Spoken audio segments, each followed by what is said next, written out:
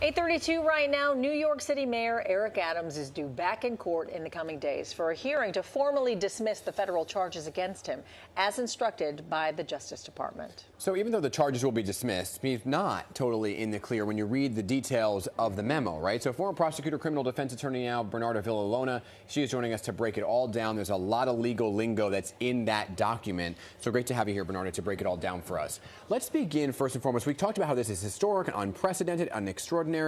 As a former federal prosecutor, have you ever heard of something like this where the Department of Justice is issuing a prosecutor to drop the charges, especially for an elected official?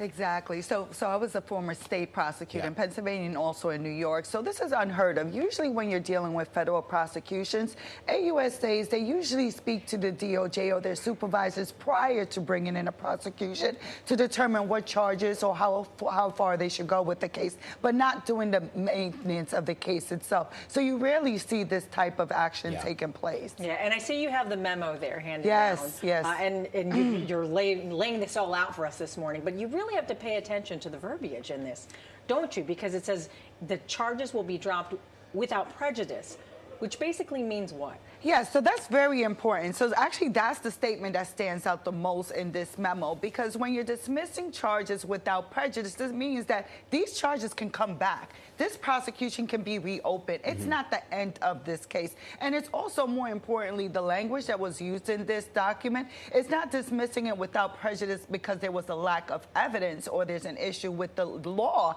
It's dismissing it without prejudice because, according to the DOJ, is that it interferes with the campaign of Eric Adams, and also, number two, that it interferes with his duties as to try to work with the immigration reform that actually is being brought down by Donald Trump.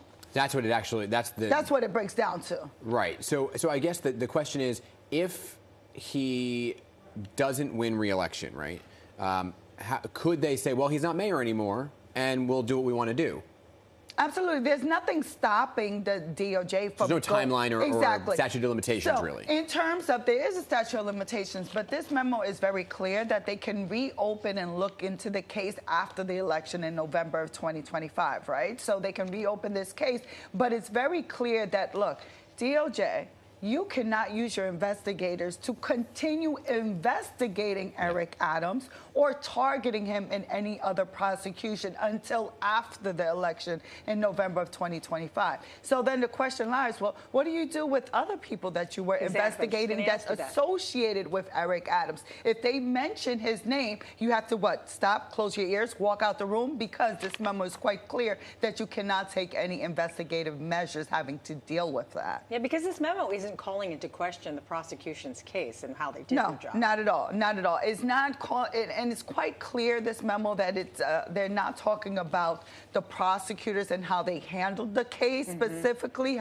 but what they are saying is that because of the timing, because of the politics, because of the potential of the jury pool, and remember when Donald Trump was facing his charges, the main argument for his case to be dismissed by his defense attorneys was like, this is political. I'm running a campaign here. I am running for president. So those same arguments were used inside of this memo as well. Wait, so what does happen to a case for somebody, say, like his former chief advisor, Ingrid Lewis-Martin? What happens to the case? So in terms of Ingrid Martin, she's being prosecuted by Alvin Bragg, District Attorney Alvin Bragg. She is not being prosecuted by the Fed. So that's a completely separate prosecution, and it doesn't touch upon, the DOJ doesn't touch on her prosecution. You just brought up, you went right to where I was going to go with Alvin Bragg, right? Because I was looking on a lot of chatter now, and it's folks saying Alvin Bragg should open a case now against Eric Adams using the same merits and the same evidence and everything else. Is that an avenue or a probability? Absolutely, absolutely. If District Attorney Alvin Bragg decides that he wants to open up a prosecution against the sitting mayor, he is completely entirely able to do that. That is within his prerogative. And he is able to find that there is sufficient evidence to present to a grand jury under state charges, then he can go forward with that. And guess what? Donald Trump is not able to do anything about it, because federal prosecutions are completely separate than state prosecution. District Attorney Alvin Bragg, he answers to the people of the state of New York. He does not answer to the president. And as you mentioned, the charges could be brought up again, correct? So if you were, hypothetically, Mayor Adams' attorney, You can't just sit back now. What would you think are his next steps? So, and the problem is with this is that because it's dismissed without prejudice, like literally, you're still on the hook. Yes. It's like you're being held in a chokehold because what if I don't comply with what the president is telling me of what I should be doing? All of a sudden now there's pressure on the DOJ. Oh, U.S. Attorney, it's November. I need you to open up that case. I need you to continue going forward with what you started. Because also, let's be clear,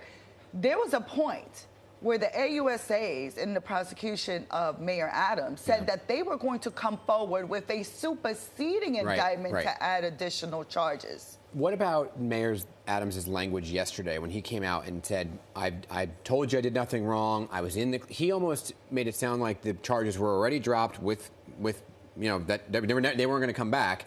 And then kind of launched into a re-election campaign pretty quickly, right? I got to regain the trust of the people. We're going to hear from the attorney today. But what do you think of the language that he was using yesterday and how it kind of differs from the memo?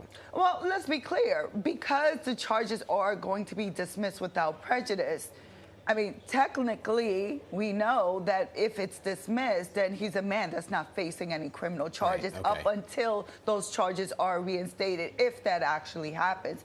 The likelihood of that happening, I think, are very slim, especially if he does win re-election.